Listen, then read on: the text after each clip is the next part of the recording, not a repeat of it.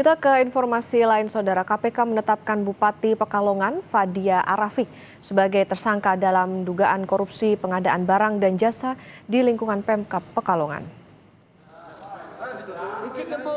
Komisi Pemberantasan Korupsi menjelaskan penetapan tersangka Bupati Fadia setelah KPK menemukan alat bukti yang cukup.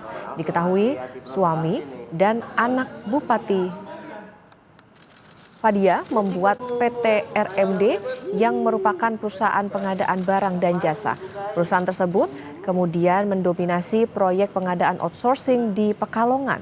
Menurut KPK, dari perusahaan tersebut sepanjang tahun 2023 hingga 2026 transaksi masuk ke PT RMD sebesar 46 miliar rupiah.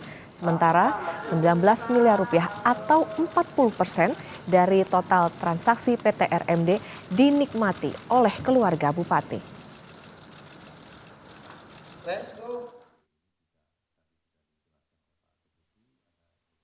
Kemudian sepanjang tahun 2023-2026 terdapat transaksi masuk ke PT RMD senilai 46 miliar yang bersumber dari kontrak antara PT RMD dengan perangkat daerah di Pemkab Pekalongan.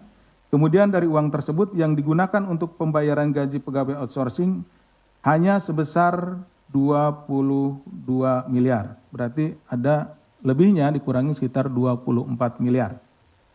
Sisa diantaranya dinikmati dan dibagikan kepada keluarga Bupati dengan total mencapai 19 miliar.